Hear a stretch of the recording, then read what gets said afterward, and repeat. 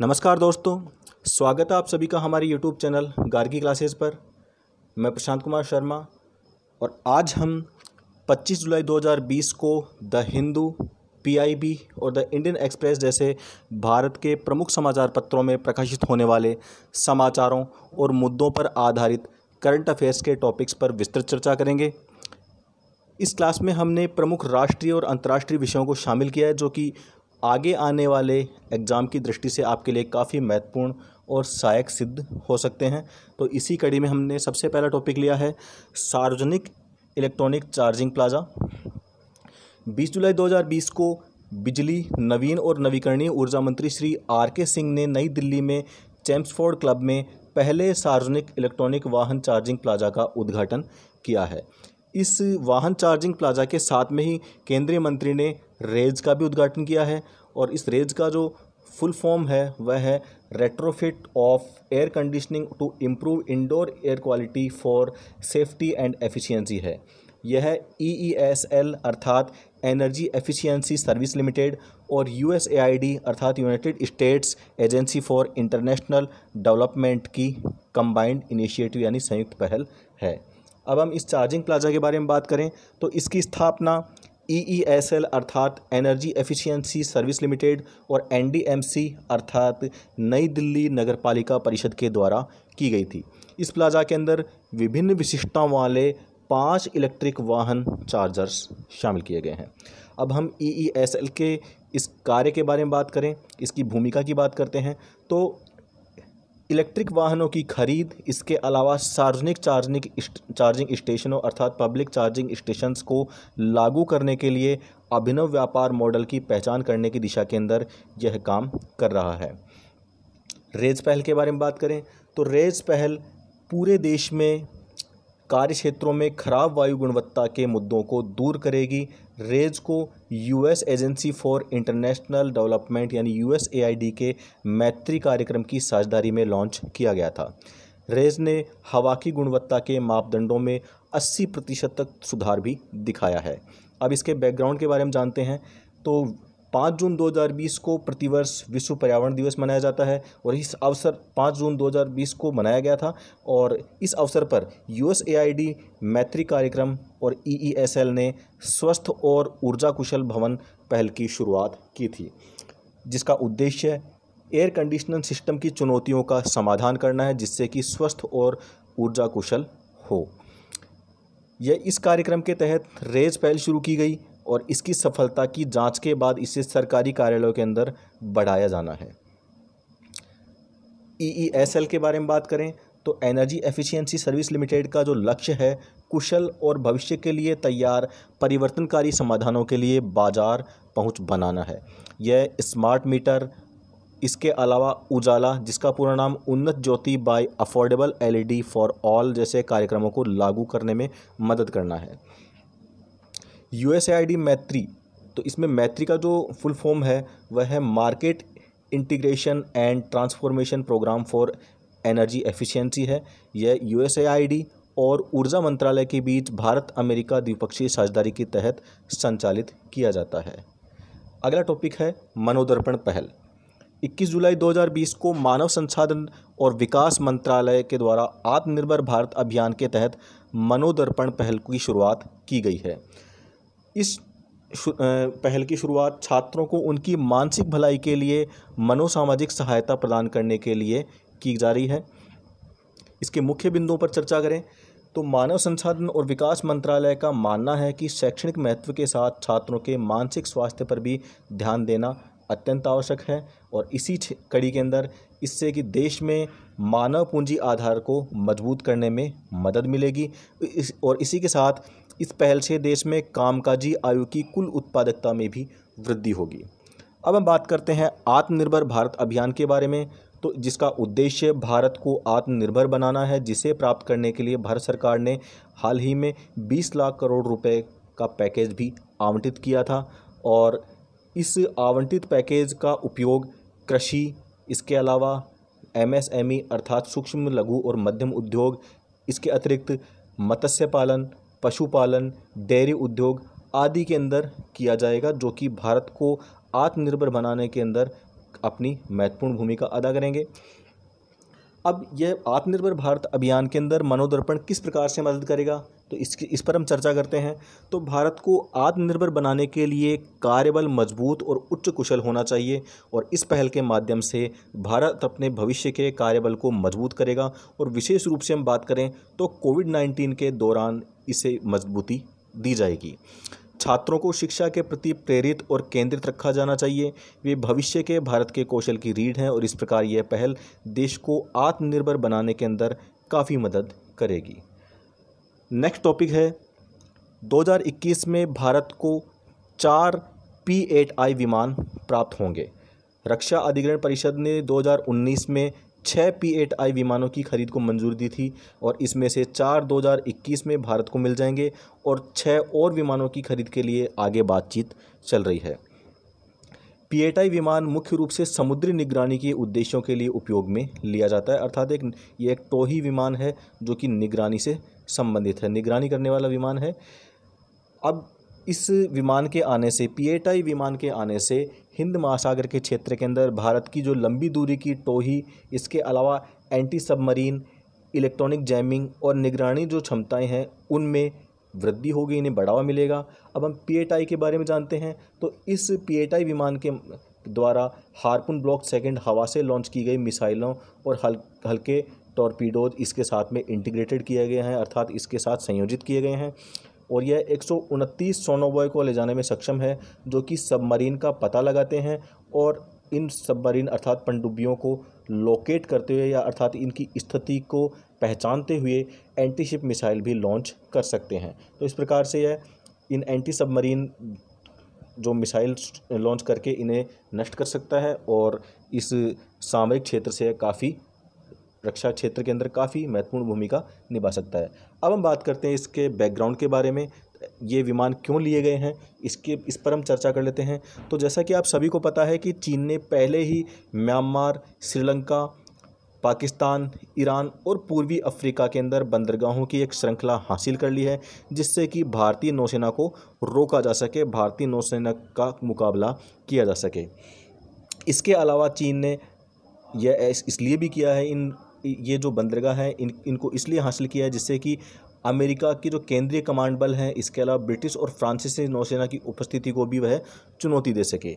और चीन ने जो बंदरगाह है अभी हाल ही में अपने बंदरगाहों की जो श्रृंखला बनाई है, उसमें हम बात करें म्यांमार में क्यू बंदरगाह है, इसके अलावा श्रीलंका के अंदर हम्बनटोटा बंदरगाह है, पाकिस्तान में ग्वादर बंदरगाह है, ईरान में जस्क बंदरगाह है, आदि ऐसे बंदरगाह हैं जिनमें चीन ने अपना काफ़ी निवेश किया है और अपनी हिस्सेदारी बनाई है। और इसी को काउंटर करने के लिए भारत ने इस प्रकार की योजना का निर्माण किया है, जिसके तहत हम बात करें तो भारत अब चीन के रवैयों को लेकर काफ़ी सतर्क हो गया है, और चीन हिंद महासागर के क्षेत्र के अंदर वास्तविक नियंत्रण रेखा के साथ, यानी LAC के साथ साथ अपनी आक्रामक मुद्रा दोहरा सकता है हिंद महासागर के क्षेत्र में। इसी वजह से भारत क्या कर रहा है, भारत वर्तमान में क्वेड जो ग्रुप है उसे भी औपचारिक रूप दे रहा है। क्वेड जो ग्रुप है उसके अंदर 4 देश शामिल हैं, जिनमें भारत के अतिरिक्त अमेरिका, जापान और ऑस्ट्रेलिया इसके 3 अन्य सदस्य हैं। कॉमकासा की बात करें तो P-8I की खरीद संचार, अनुकूलता और सुरक्षा समझौतों के कारण संभव हुई है, जिसे भारत ने अमेरिका के साथ में हस्ताक्षरित किया है। इस संधि ने एन्क्रिप्टेड कम्युनिकेशन का आदान प्रदान करने के लिए कानूनी ढांचा प्रदान किया है। एन्क्रिप्टेड कम्युनिकेशन से तात्पर्य है यहाँ पर जो गुप्त संचार है उसके संदर्भ में ये बात की जा रही है। नेक्स्ट टॉपिक है डेटा शेयरिंग पर CBDT और CBIC ने एक MOU पर हस्ताक्षर किए हैं। 21 जुलाई 2020 को केंद्रीय प्रत्यक्ष कर बोर्ड यानी central board of direct taxes और केंद्रीय अप्रत्यक्ष और कर और सीमा शुल्क बोर्ड यानी CBIC, जिसका पूरा नाम central board of indirect taxes and customs है, इन दोनों ने एक दूसरे के साथ अपने डेटा शेयर करने के लिए एक MOU पर हस्ताक्षर किए हैं। इस MOU से नियमित आधार पर बोर्डों के बीच में जो इन्फॉर्मेशन है उनको शेयर किया जाएगा और उन्हें शेयर करने के लिए सुविधाजनक बनाने में इसमें मदद मिलेगी। सीबीआईसी की जो स्थापना है वह जीएसटी के लागू करने के बाद में, यानी गुड्स एंड सर्विस टैक्स को लागू करने के बाद में की गई थी। सीबीडीटी यानी केंद्रीय प्रत्यक्ष कर बोर्ड एमएसएमई अर्थात micro small and medium enterprises के साथ डेटा शेयर करेगा। आयकर अधिनियम की धारा 138 के तहत सीबीडीटी संयंत्र और मशीनरी की बिक्री के बारे में डेटा साझा करेगा। सीबीडीटी जल्द ही एमएसएमई मंत्रालय के साथ में एमएसएमई की बिक्री, मूल्यह्रास, सकल कारोबार आदि के बारे में डेटा साझा करना शुरू कर देगा। ये अत्यधिक महत्वपूर्ण है क्योंकि भारत सरकार की उच्च प्राथमिकता सूची के अंदर एमएसएमईज यानी micro small and medium enterprises शामिल है और इसी प्राथमिकता को देखते हुए भारत सरकार ने इन एमएसएमईज के लिए जो ऋण पैकेज हैं उनकी भी घोषणा की है और इन्हें सहायता सरकार के द्वारा दी जा रही है, जिससे कि भारत को आत्मनिर्भर भारत अभियान का जो भारत का विज़न है उसे पूरा करने में इन एमएसएमईज़ की काफ़ी बड़ी भूमिका रहेगी। हालांकि हाल ही में कोविड-19 के कारण ये जो एमएसएमई है काफ़ी बुरी तरह से प्रभावित हुए हैं, इसलिए भारत सरकार अब आत्मनिर्भर भारत अभियान के तहत इस क्षेत्र को बढ़ावा देने के लिए अपने प्रयास कर रही है। अगला टॉपिक है भारत, चीन और वियतनाम और थाईलैंड से सोलर सेल पर सेफगार्ड ड्यूटी जारी रखेगा। 19 जुलाई 2020 को व्यापार उपचार महानिदेशालय ने यह घोषणा की है कि चीन, वियतनाम और थाईलैंड से आयात होने वाले जो सोलर सेल हैं उन पर सेफगार्ड ड्यूटी को 31 जुलाई 2020 से शुरू होने वाले एक और वर्ष के लिए बढ़ा दिया गया है। हालांकि ये जो सेफगार्ड ड्यूटी है वह इंडोनेशिया और मलेशिया जैसे देशों को इस ड्यूटी से राहत दी गई है, इसमें छूट दी गई है। यह केवल चीन, वियतनाम जैसे देशों के लिए ही लागू की गई है। इंपोर्ट ड्यूटी सभी सोलर सेल उत्पादों पर लगाया जाना है, चाहे वे पैनल मॉड्यूल में हो या इकट्ठे हो या ना हो। मौजूदा सुरक्षा शुल्क जुलाई 2018 को लागू किया गया था। अब ये मामला क्या है इसके बारे में जानकारी प्राप्त करते हैं। तो कुछ देशों के जो सोलर सेल हैं उनके आयात से घरेलू उद्योग प्रभावित हो रहा है, क्योंकि बाहर से आयात की जाने वाले सोलर सेल की वजह से घरेलू जो उद्योगों के अंदर निर्मित की जाने वाले सोलर सेल हैं उनकी बिक्री प्रभावित होती है, उनका उत्पादन और बिक्री दोनों पर प्रभाव पड़ता है। इसीलिए घरेलू उद्योगों की सुरक्षा के लिए इन पर अंकुश लगाना आवश्यक है और इसी क्रम के अंदर सेफगार्ड ड्यूटी को लागू किया गया है। अब हम इस ड्यूटी के बारे में जानते हैं। तो GATT यानी general agreement on tariff and trade 1994 के द्वारा सेफगार्ड ड्यूटी का प्रावधान किया गया है। और यह क्यों किया गया है इसके बारे में जानकारी प्राप्त करते हैं, क्योंकि जो WTO यानी विश्व व्यापार संगठन है उसके सदस्य देशों को यह छूट देता है कि वे अपने घरेलू उद्योगों की सुरक्षा के लिए किसी उत्पाद के आयात को अस्थायी रूप से प्रतिबंधित कर सकते हैं। यह अनुमति WTO के द्वारा दी जाती है अपने सदस्य देशों को, जिससे कि घरेलू उद्योग प्रभावित न हो और उनकी सुरक्षा सुनिश्चित की जा सके। अब इसमें चीन की भूमिका के बारे में बात करते हैं, क्योंकि सोलर सेल का एक बड़ा हिस्सा चीन से आयात किया जा रहा है भारत के अंदर। और ऐसा इसलिए क्यों किया जा रहा है क्योंकि 2018 के अंदर जब चीन को अमेरिका और यूरोपीय संघ को निर्यात में बाधाओं का सामना करना पड़ा तो उसने भारत का रुख किया और अब वर्तमान में इन सोलर सेल्स का जो निर्यात है भारत को बड़ी मात्रा में किया जा रहा है, जिससे कि भारत के जो इस इंडस्ट्री से संबंधित घरेलू उद्योग हैं वे प्रभावित हो रहे हैं और उन्हीं की सुरक्षा को सुनिश्चित करने के लिए ये सेफगार्ड ड्यूटी लागू की जा रही है, इसकी अवधि को बढ़ाया जा रहा है। अगला टॉपिक है मार्स हेलीकॉप्टर इंजेन्युटी। अब हम इंजेन्युटी जो है वह एक प्रकार का हेलीकॉप्टर होता है जिसे नासा के मंगल 2020 मिशन में तैनात किया जाएगा। मार्स मिशन 2020 को 30 जुलाई 2020 को लॉन्च किया जाएगा नासा के द्वारा। इस मिशन से जुड़ा हुआ हेलीकॉप्टर यह जांच करेगा कि मंगल पर जो सिचुएशन है वो विमानन सिचुएशन किस प्रकार से प्रभावित की जाती हैं, यानी मंगल ग्रह पर जो स्थितियां हैं वो विमानन को यानी जो विमान वहाँ पर संचालित करने की जो परिस्थिति हैं उन्हें किस प्रकार से ये प्रभावित करती हैं। इंजेन्युटी एक टेक्नोलॉजिकल डेमो है और यह किसी दूसरे ग्रह पर नियंत्रित उड़ान करने वाला पहला विमान होगा। इसका चित्र आप यहाँ देख सकते हैं, ये एक इंजेन्युटी का एक चित्र है। अब हम बात करते हैं मार्स मिशन 2020 के बारे में। तो ये जो मार्स मिशन है मंगल पर रहने योग्य स्थितियों के संकेतों की खोज भी करेगा। यह पिछले जो समय के अंदर यानी मंगल ग्रह का जो इतिहास है उस दौरान माइक्रोबियल लाइफ के जैव हस्ताक्षरों की खोज भी करेगा, अर्थात यह जांच करेगा कि क्या मंगल ग्रह पर पहले भी जीवन अस्तित्व में रह चुका है अथवा नहीं। यह मिशन नासा के मंगल अन्वेषण कार्यक्रम का एक हिस्सा है। इस मिशन में परसेवरेंस रोवर ले जाया जाएगा। मंगल अन्वेषण कार्यक्रम के बारे में जानते हैं तो जो मंगल ग्रह की खोज के लिए मार्स इन्वेस्टिगेशन प्रोग्राम एक दीर्घकालिक प्रयास यानी लंबे समय तक चलने वाला एक कार्यक्रम होगा। इसके माध्यम से जो नासा है वह इस मंगल ग्रह पर ये खोज कार्य करेगी। यह जो कार्यक्रम है इसे नासा के द्वारा ही वित्त पोषित किया गया है, अर्थात इसका जो सारा फाइनेंस है वो नासा ही कर रही है और यह 1993 के अंदर गठित किया गया था। अब हम बात करते हैं इस कार्यक्रम के जो दीर्घकालिक लक्ष्यों के बारे में। तो इसके 4 लक्ष्य निर्धारित किए गए हैं। इसका सबसे पहला लक्ष्य होगा कि यह निर्धारित किया जाएगा कि क्या मंगल ग्रह पर पहले कभी जीवन अस्तित्व में रहा था अथवा नहीं रहा था, जिसके बारे में हमने चर्चा कर ली। इसके अलावा इसका दूसरा जो लक्ष्य है वह है मंगल की जलवायु को चिन्हित करने के लिए कि मंगल की जलवायु किस प्रकार की है यह जांच करेगा। इसके अलावा मंगल के भूविज्ञान को भी यह चिन्हित करने के लिए करना इसका लक्ष्य रहेगा कि भूविज्ञान अर्थात यहाँ की जो मंगल ग्रह की सतह और इसके जो भूमि के जो अंदरूनी जो मंगल ग्रह की जो सतह हैं वो किस प्रकार की होंगी, इसका अनुमान लगाया जा सकता है। इसके अलावा मंगल के मानव अन्वेषण के लिए तैयार करना। तो ये कुछ इसके लक्ष्य हैं जो निर्धारित किए गए थे इस कार्यक्रम के दौरान। अब हम बात करते हैं परसेवरेंस रोवर के बारे में।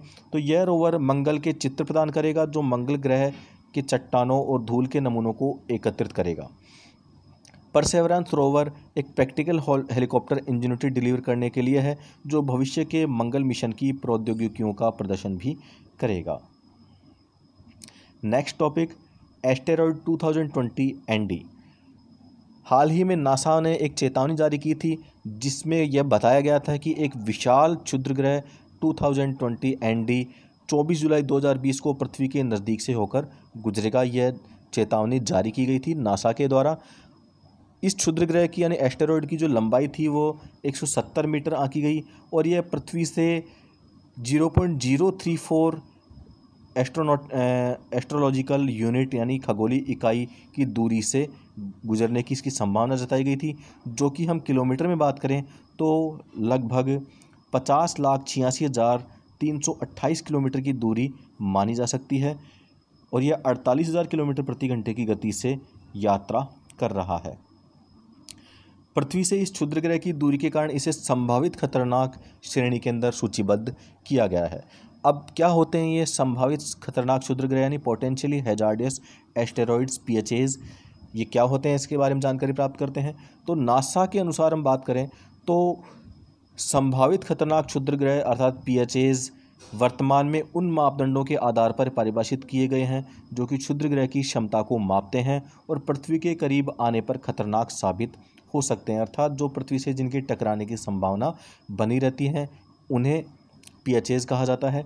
विशेष रूप से ऐसे जो क्षुद्र ग्रह है जो कि 0.05 खगोलीय इकाई या उससे कम की मिनिमम ऑर्बिट इंटरसेक्शन डिस्टेंस वाले जो जितने भी एस्टेरॉयड होते हैं उन्हें संभावित खतरनाक क्षुद्र ग्रह यानी PHAs माना जाता है।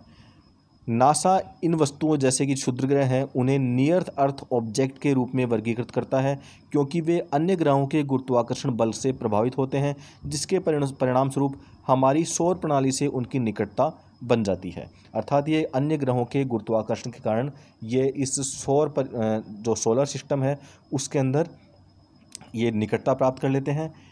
फिर भी यह आवश्यक नहीं है कि जो PHAs हैं इनके रूप में वर्गीकृत क्षुद्र ग्रह पृथ्वी को प्रभावित करेंगे ही, अर्थात ये निश्चित नहीं है कि ये पृथ्वी को किसी प्रकार से निश्चित तौर पर प्रभावित कर सकते हैं, यह एक अनुमान ही लगाया जाता है। अब हम बात करते हैं नियर अर्थ ऑब्जेक्ट यानी NEO के बारे में।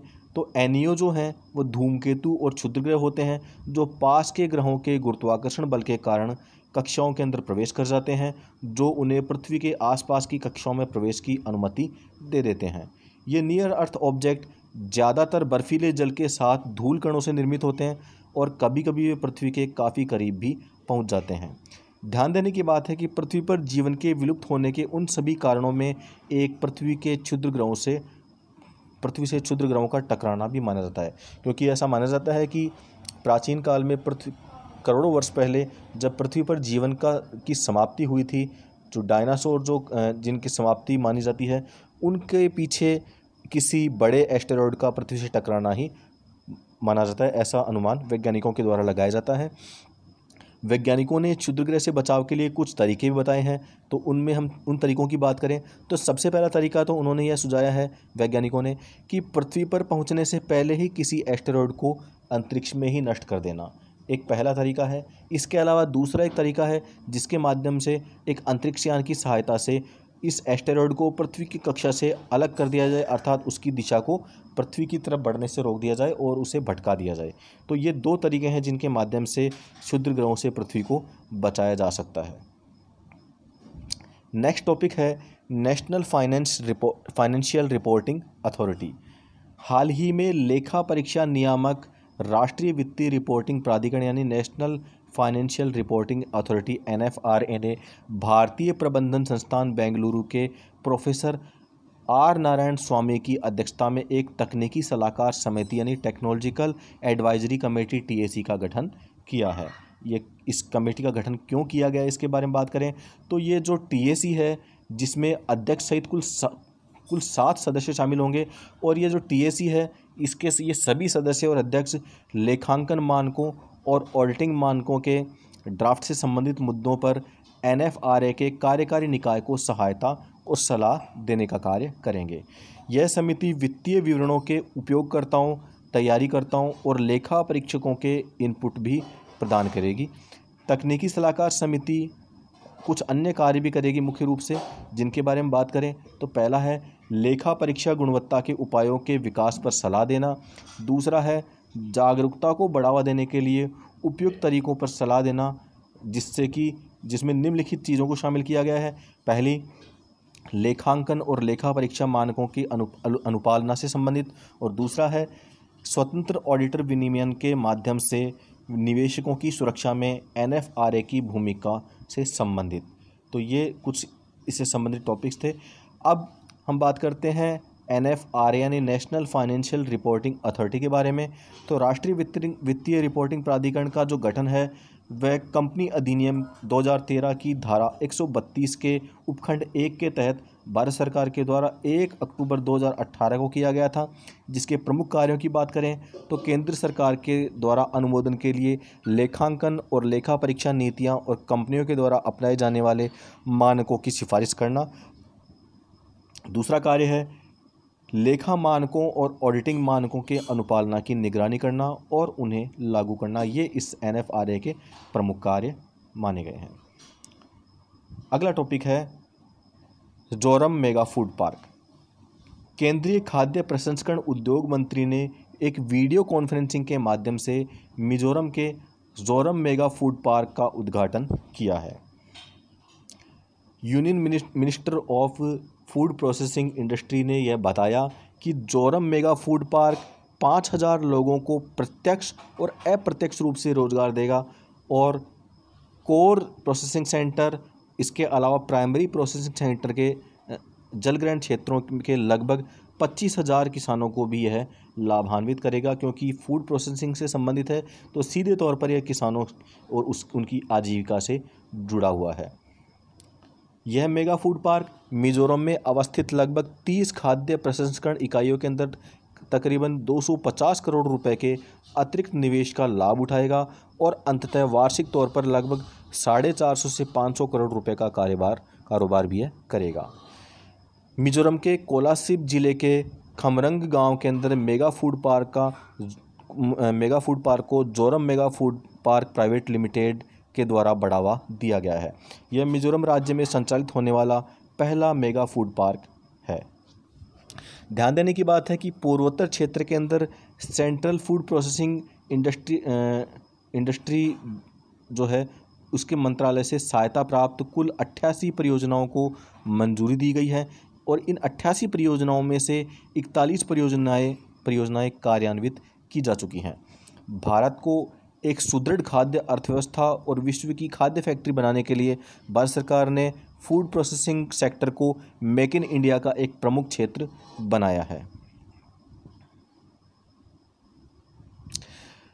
जोरम मेगा फूड पार्क के बारे में बात करें तो यह 55 एकड़ की भूमि के अंदर स्थापित किया गया है और मिजोरम की Zoram mega food park private limited की परियोजना लगभग 75.20 करोड़ रुपए बताई जाती है। इस मेगा फूड पार्क के कोर प्रोसेसिंग सेंटर में स्थापित की गई इकाइयों के अंदर अत्याधुनिक इंफ्रास्ट्रक्चर के अलावा कोल्ड स्टोरेज जिसकी क्षमता 1000 मीट्रिक टन, सुखाने के गोदाम यानी ड्राई वेयर हाउस जिनकी क्षमता 3000 मीट्रिक टन बनाई गई है। इसके अतिरिक्त डिब्बाबंदी के साथ कीटाणुनाशन पल्प लाइन, कीटाणुनाशक और टेट्रा पैकिंग जिसकी क्षमता 2 मीट्रिक टन प्रति घंटा है। राइपनिंग यानी पकने में सहायक जो चैम्बर्स हैं उनकी जो क्षमता है वह 40 मीट्रिक टन प्रति घंटा है। मसाले सुखाने की सुविधा 2 मीट्रिक टन प्रति घंटा और खाद्य परीक्षण प्रयोगशालाएं शामिल की गई हैं। मेगा फूड पार्क के बारे में बात करें तो ये जो योजना है मेगा फूड पार्क योजना, इसके तहत भारत सरकार प्रत्येक मेगा फूड पार्क परियोजना के लिए 50 करोड़ तक की वित्तीय सहायता प्रदान करती है। वर्तमान में विभिन्न राज्यों के अंदर 18 मेगा फूड पार्क परियोजनाएं कार्यान्वित की जा रही हैं और विभिन्न राज्यों के अंदर 19 मेगा फूड पार्कों में पहले ही परिचालन शुरू हो चुका है और इनमें से 6 पूर्वोत्तर क्षेत्र में स्थित हैं और पूर्वोत्तर क्षेत्र के अंदर 2 मेगा फूड पार्क जिनमें एक असम और दूसरा मिज़ोरम में शुरू किया गया है। तो इसी के साथ में आज की हमारी करंट अफेयर्स की क्लास कंप्लीट होती है। हालांकि जो हमारी क्लास है इसमें काफ़ी दिन तक गैप भी लग गया था। अब आज से ये क्लासेज आपको रेगुलर मिलेंगी। Thank you.